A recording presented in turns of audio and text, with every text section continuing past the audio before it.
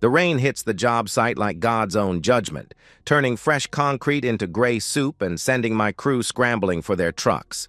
I watch the foreman wave his arms, hollering over the storm about calling it early, about Monday morning, about insurance liability. Standard Friday afternoon chaos when Mother Nature decides to remind us who's really in charge. I pack my tools methodically, wire strippers in their slot, multimeter wrapped in its case. Everything where it belongs, same as every day for 16 years. The other guys rush, cursing the weather, but I've learned that haste creates problems. Better to do it right the first time. Danny approaches, water dripping from his hard hat. "Chris, you heading home? This storm's supposed to get worse." I nod, shouldering my tool bag. "Lauren's expecting me late anyway." The lie comes easy because it's mostly true. She stopped expecting me at any particular time years ago. But today feels different. Today, I might surprise her. The drive home takes 20 minutes through sheets of rain that turn my windshield into a kaleidoscope. Our neighborhood, modest 2 stories built in the 80s, lawns that stay green if you work at it, sits quiet under the storm. I pull into our driveway and notice her car's there, which means she skipped her afternoon yoga class. The front door's unlocked. It always is. Lauren trusts the world in ways that used to charm me and now just seem naive. I step inside, water dripping from my jacket onto the hardwood we refinished 3 summers ago. The house smells like vanilla candles and something else, something masculine that doesn't belong. I call out to the empty-seeming house. "Lauren?" No answer, but I hear voices from upstairs. Laughter. Male voices, more than one, mixed with her laugh. The bright musical sound she used to make when we were dating and everything felt possible. I stand at the bottom of the stairs, rain still ticking against the windows, and listen to my wife enjoying herself with men who aren't me. Part of me wants to charge up there, demand explanations, reclaim whatever territory I've lost. The larger part just feels tired. Instead, I climb the stairs slowly, my work boots careful on each step. The voices grow clearer. Our bedroom. The doors open. I see her first, Lauren, naked from the waist up, hair loose around her shoulders like spun gold. She's laughing at something one of them said. 3 men. I recognize one from her yoga studio, another from the hardware store where she sometimes drags me on weekends. The third is younger, maybe 25, with the kind of easy confidence that comes from never being told no. None of them notice me. They're too busy with her, too caught up in whatever game they're playing to sense the husband standing in the doorway. I watch for maybe 10 seconds, long enough to understand this isn't a mistake or a moment of weakness. This is practiced, comfortable. This has been happening for a while. Then I turn around and walk back downstairs. My hands don't shake as I pack a bag. Underwear, socks, work clothes for Monday. I move through our home, the kitchen where we planned our future, the living room where we watched movies and argued about paint colors, like I'm inventorying someone else's life. I write a note on the kitchen counter. Staying at the Hampton Inn on Route 9. I almost add something about love or forgiveness or working through this, but the words feel false in my mouth. So I just sign it Chris and leave. The Hampton Inn smells like industrial carpet and broken dreams. I pay cash for a week, tell the clerk I'm between apartments. In my room, beige walls, queen bed, television bolted to the dresser, I sit on the edge of the mattress and stare at my phone. 47 missed calls from Lauren, 62 text messages that start with "Chris, please," and escalate to "you're overreacting," and finally settle into "we need to talk like adults." I delete them all without reading past the first few words. Then I change my voicemail message. "You've reached a number that's no longer in service. Do not call again." I deactivate Facebook, Instagram, everything that connects me to the person I was 6 hours ago. The man who believed in marriage vows and shared mortgages and growing old together. That man died today. I'm someone else now, someone who doesn't get surprised by his wife's laughter mixing with strangers' voices in their marriage bed. 16 years. That's how long it takes to build a life with someone, and apparently how quickly it can all become evidence in your own trial. I sit in this motel room with a legal pad, making lists like I'm preparing for an audit. I met Lauren at a job site. She was 24, working part-time at the design firm that handled the commercial space we were wiring. I was installing outlets in what would become the reception area when she walked in with fabric samples and blueprints, talking to the project manager about color palettes and natural light. She noticed me crouched beside the electrical panel. "You're the electrician." Not a question. I looked up from my work, wire strippers in hand. "Guilty as charged." The line made her laugh, a genuine sound that cut through the construction noise. We dated for 8 months before I proposed. The house came 2 years later, a 1960s fixer-upper in a neighborhood that was transitioning, which meant we could afford it if we were willing to do the work ourselves. Lauren wanted the big backyard. She talked about children running through sprinklers, birthday parties on the deck I promised to build. She walked through the empty rooms, her voice echoing with possibility. 3 bedrooms, 1 for us, 1 for a nursery, and 1 for guests. I installed every switch and outlet in that house, rewired the kitchen when we upgraded the appliances, built the deck she wanted, complete with built-in planters where she grew herbs and flowers. Every nail I drove, every wire I pulled, was an investment in our future. The fertility issues started in year 5. We tried for 2 years before seeing doctors, then another 3 years of tests and procedures and carefully timed intimacy that felt more like homework than love.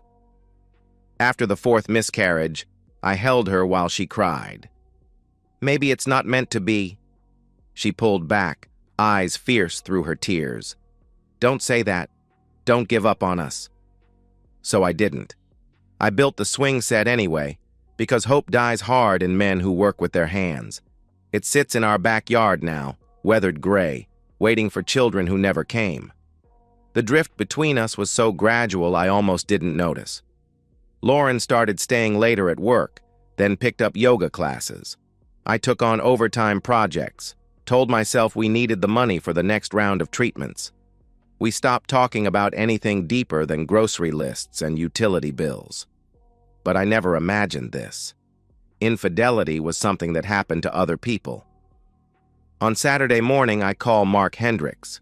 We went to high school together, and he's been practicing family law for 15 years. His voice is careful when he answers. "Jesus, Chris, how are you holding up?" "I'm fine," I say, though we both know that's not true. "I need to know my options." He explains the process. Pennsylvania's a no-fault state, but adultery can affect alimony. Documentation matters. The house is in both our names, but I put down the down payment from money I'd saved before we met. Mark's voice turns professional, lawyer-like. "You want advice? Control what you can control. She's going to try to make this about emotions, guilt, forgiveness, working through problems. Don't let her make it about facts." That afternoon, I drive to the bank. Our joint account has $47,000. I transfer half to a new account in my name only. The house is empty when I stop by for more clothes. Lauren's car is gone, probably at her sister's place. I pack methodically. Work clothes, winter coat, the toolbox I keep in the garage for home projects. In our bedroom, I find evidence of my replacement. Men's cologne that isn't mine.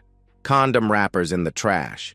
A business card for someone named Derek who does personal training and lifestyle coaching.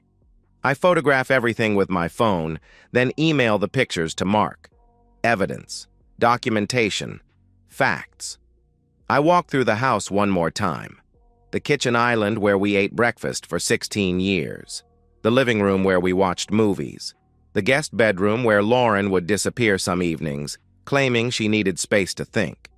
I see it all differently now. Not as our shared life, but as the stage where she performed the role of faithful wife while auditing other options. That evening, I spread Mark's paperwork across the motel table. Divorce forms, financial disclosure statements, a custody agreement template that makes me laugh bitterly. No children to fight over, just two adults dividing the wreckage. Lauren calls while I'm reading through alimony guidelines. I let it ring until voicemail picks up, then delete the message without listening. Whatever she wants to say, explanations, apologies, justifications, none of it changes what I saw. By Monday, I've made my strategic decisions. Let Lauren keep the house, but also let her keep the mortgage payments, insurance, utilities, all the monthly obligations I'd been covering. Give her what she thinks she wants, along with everything that comes with it. Within 6 months, she'll understand what I really took when I left. 6 months later, I'm someone else entirely. James C. Hale, according to the Pennsylvania Department of Transportation and the Social Security Administration. My middle name was always James, so it doesn't feel like lying, just editing out the parts that don't serve me anymore.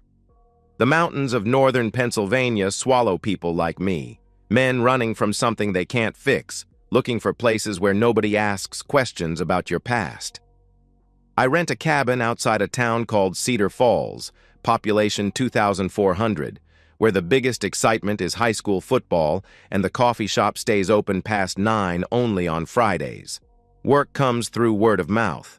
Tommy Briggs owns the local hardware store and needs someone to wire his new storage building.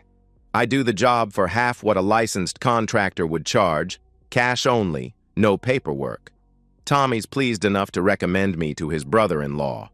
Mrs. Patterson watches me install a new ceiling fan in her dining room. You're good with your hands. I smile and nod. The truth is, I'm good at disappearing into work. Every outlet installed, every switch wired, every junction box properly grounded. It's all proof that I still exist, still have value. The locals accept me gradually. Cedar Falls is the kind of place where showing up consistently matters more than where you came from.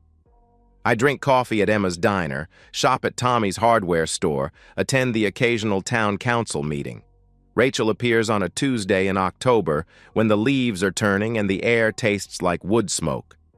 She owns the bookstore, one of those cluttered, impossible businesses that should have died when Amazon took over the world, but somehow survives on stubbornness and local loyalty. She approaches while I'm checking voltage on a problematic outlet, carrying coffee and wearing a sweater the color of autumn leaves. You must be James. Emma mentioned you were helping with the electrical work. She's maybe 35. Dark hair pulled back in a practical ponytail, laugh lines around her eyes that suggest she finds the world more amusing than disappointing. I set down my multimeter and straighten. Guilty as charged. The old line feels different on my tongue now. Lighter. She gestures around the cluttered space. Well, I'm Rachel. This is my disaster of a bookstore. Books are stacked everywhere. On shelves, on tables, in cardboard boxes that suggest an organizational system only she understands. But there's something warm about the chaos. I survey the space with an electrician's eye. It's not so bad, just needs better lighting to show it off properly. We talk while I work. She tells me about growing up in Cedar Falls, leaving for college in Philadelphia, coming back when her father died and left her the store. I tell her I'm from Pennsylvania originally, that I needed a change of scenery, that I like the quiet. All true, just not complete. She doesn't push for details. That's the first thing I notice about Rachel. She listens to what you say instead of hunting for what you're not saying. The lighting project takes 3 days, mostly because I find reasons to stretch it out. On Friday, when the work's finished, she wipes her hands on her apron and looks around at the improved space. It looks completely different. Would you like to get dinner? As a thank you. We eat at the only restaurant in town that isn't fast food. Rachel orders the meatloaf. I get the fried chicken. We talk about movies, about places we've traveled, about the difference between being alone and being lonely. She cuts a piece of meatloaf and considers her words. I like living here. People think small towns are boring, but I think they're just patient. Things happen, but they happen at a human pace. We date slowly. Coffee on Saturday mornings, dinner at her place, where she cooks simple meals, and we listen to NPR. A movie at the tiny theater that shows second-run films for $4 a ticket. Rachel doesn't ask about my past, and I don't volunteer much. She knows I was married before, that it didn't work out, that I needed to start over. She accepts this with patient curiosity, but no pressure. The first time we sleep together, it's December, and snow is falling outside her bedroom window. She lives above the bookstore in an apartment that feels like the inside of a jewelry box, small and perfectly arranged. We move toward each other carefully, like people handling something fragile. Afterward, lying in her narrow bed with her head on my chest, she traces patterns on my skin. Her voice is quiet in the darkness.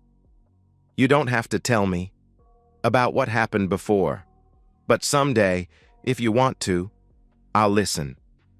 I want to tell her everything, but those words feel dangerous, like they might contaminate this clean, simple thing we're building together. So I just kiss the top of her head and murmur, someday. 2 years pass like this. I get my Pennsylvania electrical license under my new name, start taking bigger jobs. Rachel and I move in together. Her apartment is small, but so is my collection of worldly possessions. We talk about marriage the way people discuss vacation plans. I propose on a Tuesday in March, after we've spent the weekend building bookshelves. No ring, no fancy restaurant, no speech about forever.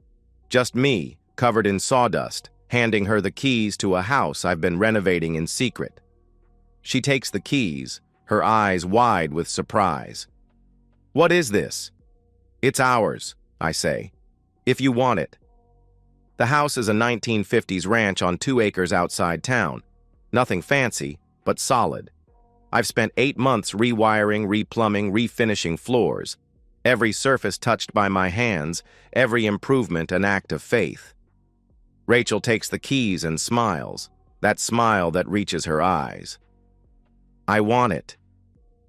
We marry in May at the courthouse, with Tommy and his wife as witnesses. Afterward, we have dinner at the family restaurant where we had our first date. This time, when Rachel laughs at something I say, I'm not waiting for the other shoe to drop. That night, in our house,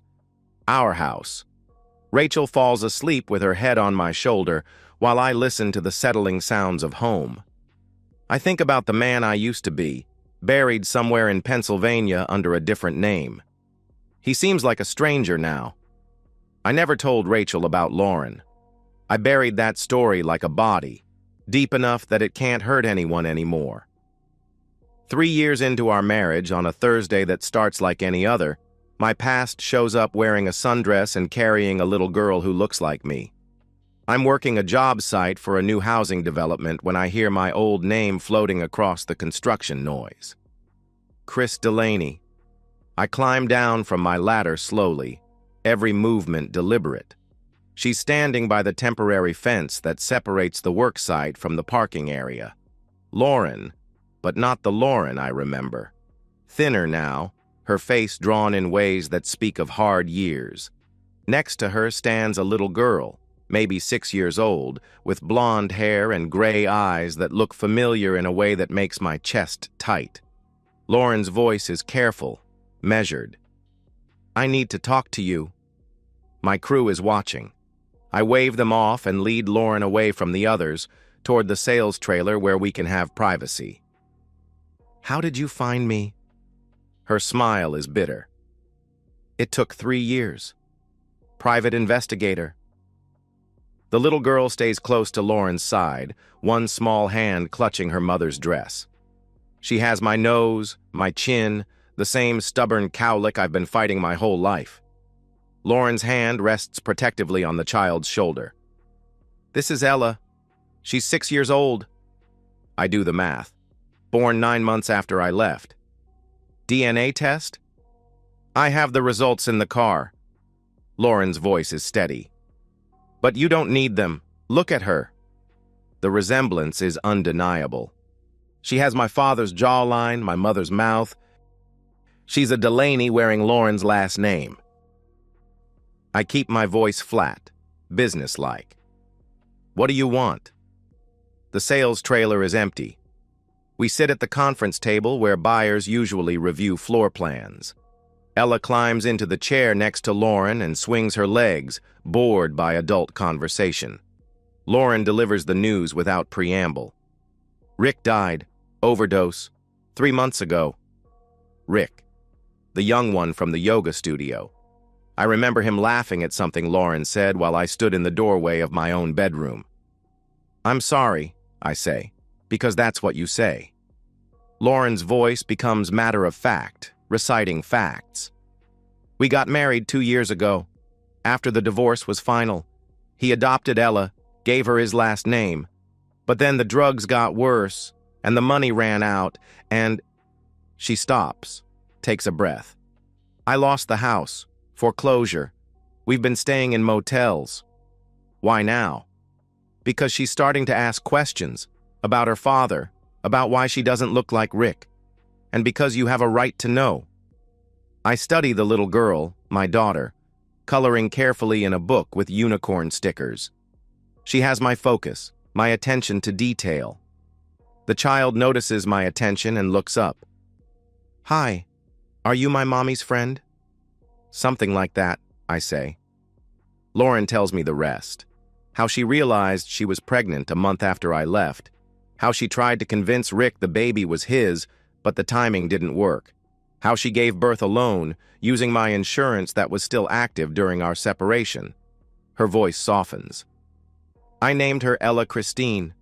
Christine for you. I don't know what I'm supposed to feel.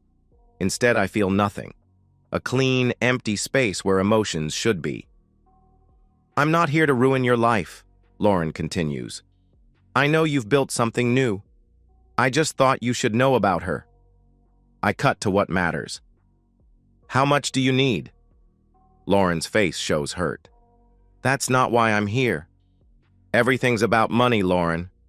How much? She straightens in her chair.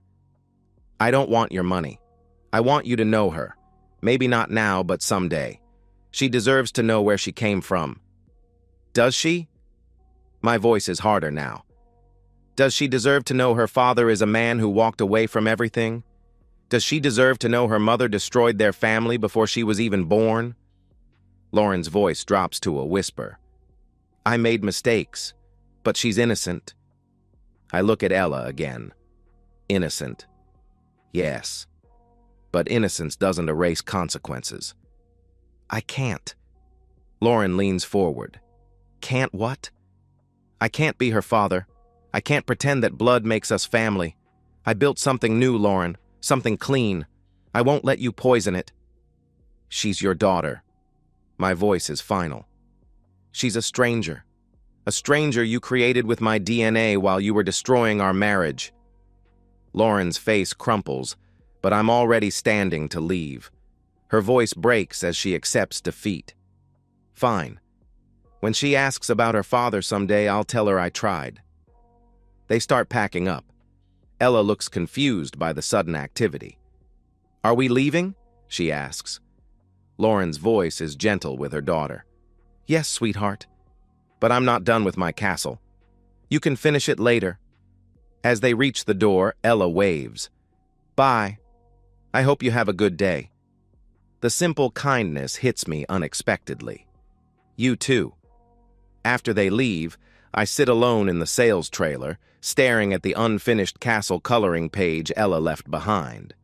The unicorn is complete, every line carefully colored.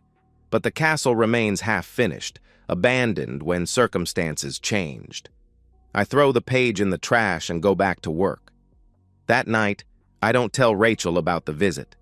Instead, I hold her while she sleeps and listen to the familiar sounds of our quiet life. Some doors, once closed, should stay closed. I don't sleep that night. Instead, I lie next to Rachel and stare at the ceiling while my mind runs calculations I don't want to make. Child support, custody arrangements, paternity tests that would make everything official. At 3 a.m., I give up on sleep and move to the kitchen. I make coffee and sit at the table where Rachel and I plan our normal days. The life I built to replace the one Lauren destroyed. I could write the child a letter, explain why I can't be part of her life but leave the door open for when she's 18. I draft it twice on a legal pad, crossing out words, rewriting sentences. Dear Ella, I begin, then realize I don't know what comes next. I tear up both drafts. By morning, I've decided to call Mark. He's still practicing family law in Philadelphia, still cleaning up the messes people make of their personal lives. His voice carries familiar concern. Jesus, Chris, when did you find out? Yesterday. And you're sure she's yours? She looks like my baby pictures. Lauren says she has DNA results. Mark's tone becomes professional. Worst case scenario.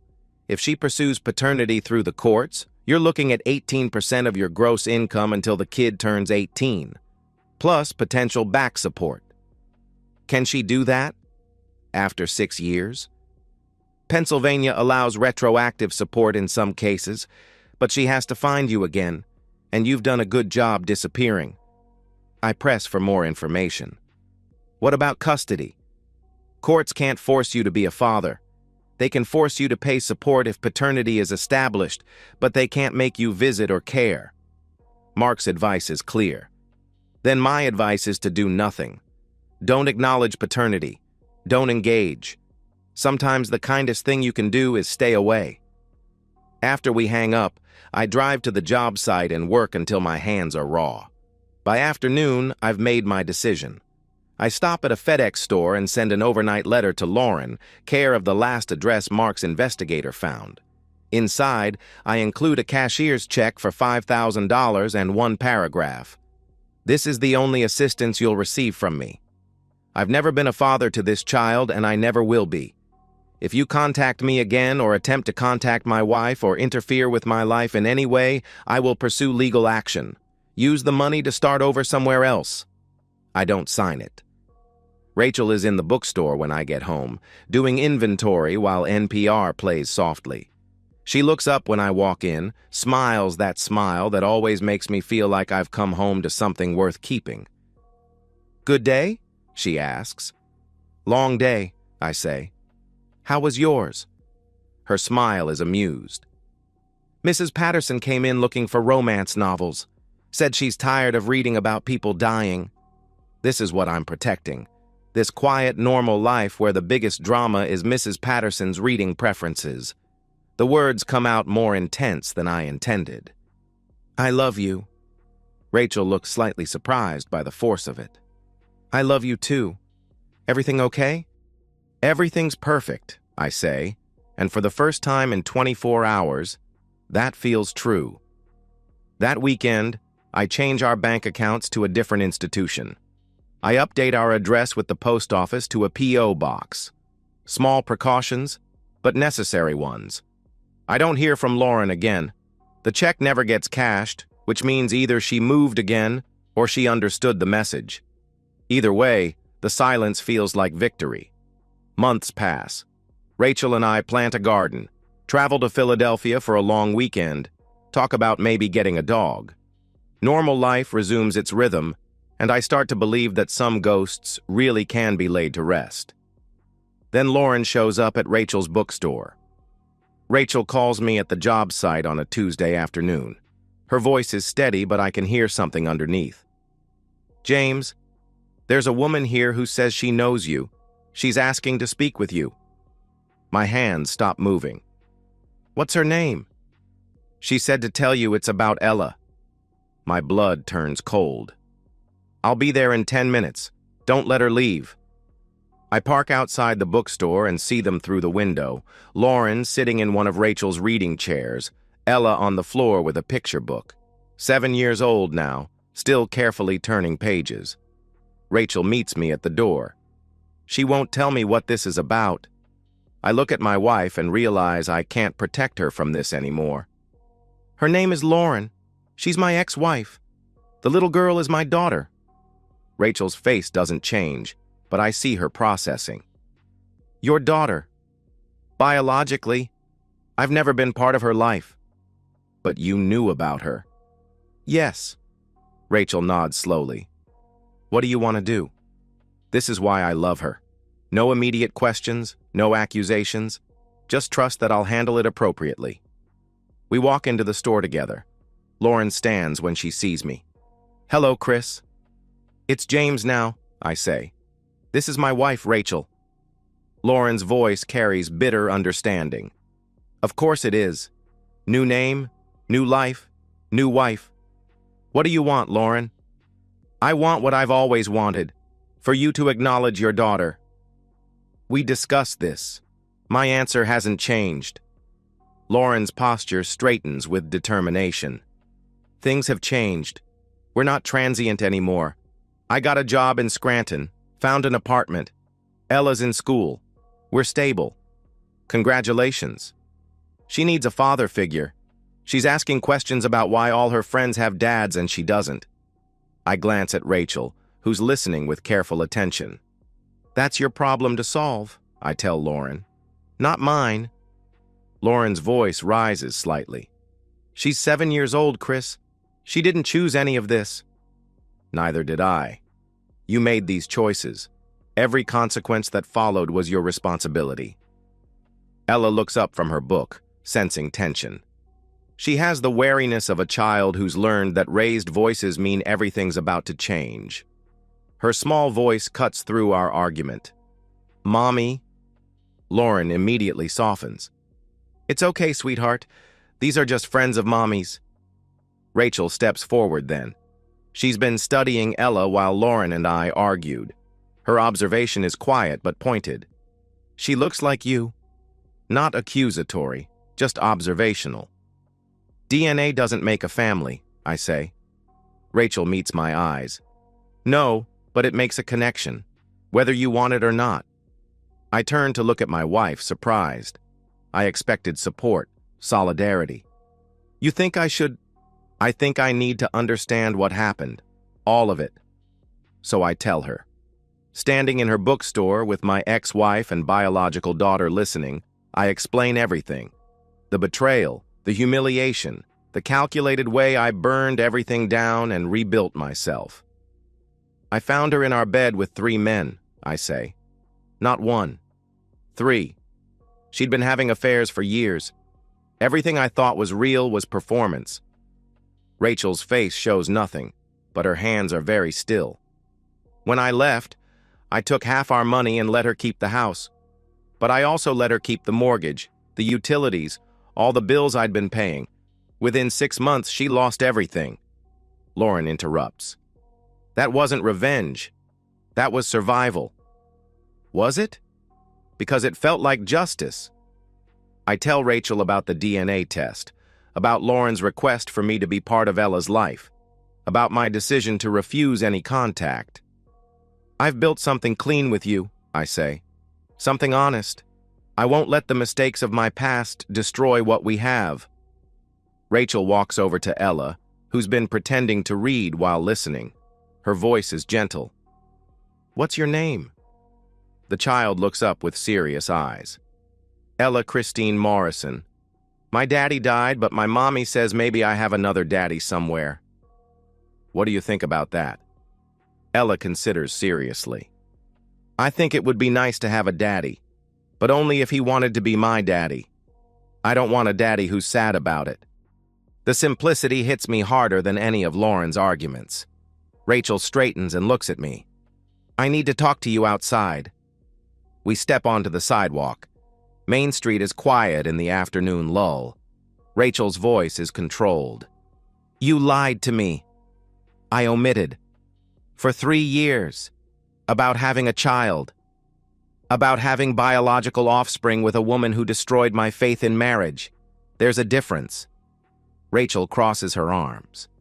From where I'm standing, it looks like you've spent our entire relationship hiding something fundamental about who you are. Who I am is the man who chooses you every day, who built this life with you. By lying, by editing, by choosing which parts of my past are relevant to our future. And you think a 7-year-old girl isn't relevant? I think she's a weapon Lauren uses to manipulate people. I think acknowledging her opens a door I can never close again. Rachel stares at me. Do you want to know what I think? I'm not sure I do. I think you're scared. I think you're so afraid of being hurt again that you're willing to hurt an innocent child to protect yourself. The man you married is exactly this person, I say. Someone who learned from his mistakes. Someone who protects what matters. She's not a mistake, James. She's a little girl who wants to know her father. She has a father. He's dead, but she had one. I'm just the sperm donor. Rachel flinches. God, listen to yourself. You want me to what? Embrace fatherhood 7 years late? Welcome Lauren back into my life because she managed to get pregnant? I want you to do the right thing. I am doing the right thing. I'm protecting us. Rachel's voice is quiet but firm. It looks a lot like cowardice to me. The words hang between us like a challenge. I think about all the ways I could respond. Instead, I just feel tired. Maybe it is cowardice, I say. But this is who I am now, Rachel. This is the man you married. If that's not enough, don't turn this into an ultimatum about our marriage. This is about you and your responsibility to that little girl. I don't have any responsibility to her. You have every responsibility to her. She exists because of choices you made. We stand at an impasse that feels familiar and terrifying. Through the window, I can see Lauren and Ella. The little girl has moved to another book, something that makes her smile. What do you want me to do? Rachel's voice is gentle but determined. I want you to go back in there and have a conversation with your daughter. Not about custody or support, just a conversation. Let her ask questions. Give her something to hold on to. And then we figure out what comes next. Together. I look at my wife, the woman who found me when I was broken and helped me rebuild. She's asking me to do something that terrifies me. Okay, I say. One conversation. We go back inside. Lauren looks up hopefully. Ella has moved on to a third book. I approach slowly, like you would a startled animal. Ella, would you like to ask me some questions? She considers this seriously. Are you my daddy? Biologically, yes. That means we share DNA. But I haven't been your father. I haven't been part of your life. Her next question is simple and devastating. Why not? I glance at Lauren. Your mother and I had problems. Adult problems that happened before you were born. I made choices that meant I couldn't be around when you were growing up. Were you sad about me? The question hits like a physical blow. I was sad about a lot of things. But you were never the problem, Ella. Adults sometimes make messes, and children get caught in them. Do you want to be my daddy now? I look at this little girl, my daughter, who's asking the one question I can't answer the way she wants me to. I want you to be happy, I say finally. I want you to have a good life, with people who love you, but I don't think I'm the right person to be your daddy. Ella nods solemnly. That's okay. Maybe someday you'll change your mind. Maybe, I say, though we both know I won't. Lauren stands then, gathering Ella's things. Thank you, she says to Rachel, for letting us talk. Then she turns to me. And thank you for being honest with her. They leave through the front door, Ella waving goodbye. I watch them walk to their car and drive away. Rachel's voice is quiet. How do you feel? Like I did the right thing for the wrong reasons, I say. Or the wrong thing for the right reasons. Do you think you'll see her again? I hope not, I say, and realize I mean it. Not because I don't care about Ella. Somewhere in my chest, there's a small, painful place that recognizes her as mine, but because caring changes nothing. That night, Rachel and I eat dinner in silence. Then we sit on our couch, reading our separate books, existing in the same space without needing to fill it with words. Before bed, Rachel stops and looks at me. I understand why you made the choices you did, she says. I don't agree with all of them, but I understand. Does that mean we're okay? It means we're going to work on being okay, she says. But James, if she comes back, don't hide from me. Let me help you figure it out. Okay, I say. She turns to go, then pauses. She really does look like you, especially around the eyes. I know. Do you think you'll ever wonder about what kind of person she becomes, what kind of life she has? I consider lying, giving Rachel the answer that would be easier for both of us. Instead, I tell the truth. Every day, I say, for the rest of my life. 5 years later, I'm installing a ceiling fan in the master bedroom of a house that looks nothing like the one I shared with Lauren. The owners are young, late 20s, and they have that particular energy of people who still believe in forever. The husband tests the wobble with his hand. You think it'll last? The marriage, I mean, not the fan. I look at him, young, earnest, probably married less than 2 years. The fan will last 20 years if you maintain it properly. The marriage will last as long as you both choose it to last. His wife laughs from the doorway. That's not very romantic. Romance is what gets you to the altar, I say. Choice is what keeps you there. They exchange a look that suggests they think I'm being cynical. Maybe I am. Or maybe I've just learned that love without strategy is just another word for hope. Rachel and I have been married 8 years now. We know each other's rhythms, each other's silences. She runs the bookstore. I run my electrical business. We have dinner together most nights, travel once a year, argue occasionally about money or whether to get a dog. Normal life, measured in normal moments. I never hear from Lauren again. Never see Ella. Sometimes I wonder if they moved away from Pennsylvania entirely, started over somewhere that doesn't hold so many complicated memories. I hope they found something stable, something sustainable. I hope Ella got the father she deserved, even if it wasn't me. The young husband calls later with a question about the fan's remote control. His wife is laughing in the background about something unrelated. They sound happy in the careless way of people who haven't learned yet how easily happiness can be lost. The red button, I tell him. Red is power, white is light, blue is speed. Got it. Thanks. And hey, thanks for the advice earlier, about choice and all that. You're welcome. Can I ask you something? Are you happy? With your choice, I mean. I look at Rachel, still reading in the golden light of evening. At our house, our life, our quiet understanding of what we both need to feel safe in the world. I'm content, I say, which is better than happy, because it doesn't depend on circumstances staying the same. After I hang up, Rachel and I finish our books and go inside. We brush our teeth, check the locks, turn off the lights. Domestic rituals that anchor us to the life we've built together. In bed, with Rachel's head on my shoulder and her breathing settling into sleep, I think about the man I used to be. Christopher James Delaney, who believed in forever and second chances and the power of love to overcome any obstacle. He seems like a stranger now, someone I knew briefly but never really understood. I don't miss him.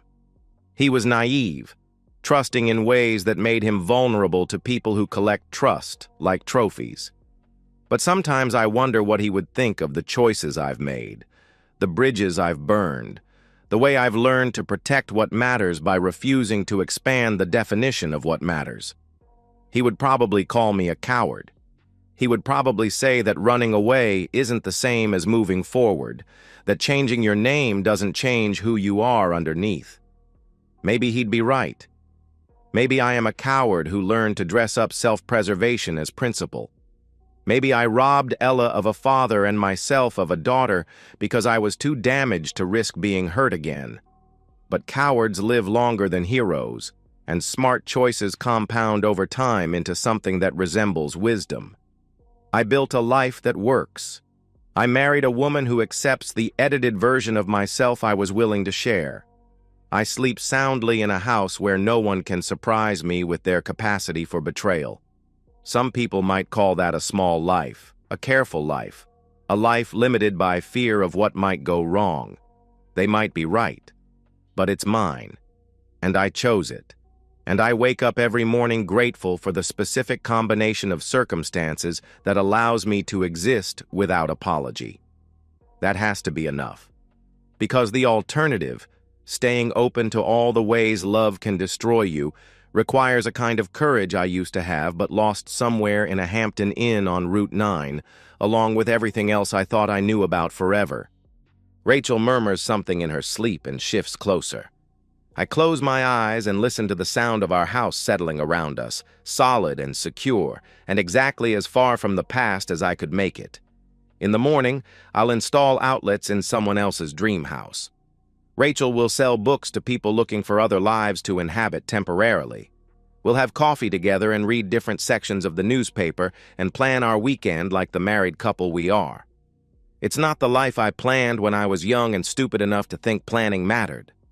But it's the life I chose when I learned the difference between what you want and what you can survive. I didn't bury Lauren to punish her. I buried her so I could breathe again. Some wounds are too deep to heal around other people. Some betrayals require the kind of distance that looks like cruelty but feels like survival.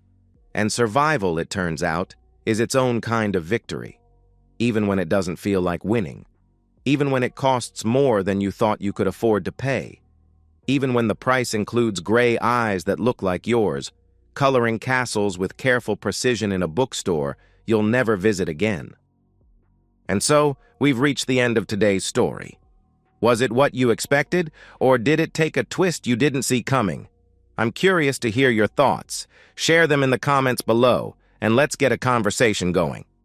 If this story kept you hooked, make sure to hit that like button. And if you're new here or just haven't subscribed yet, now's the perfect time to join our community.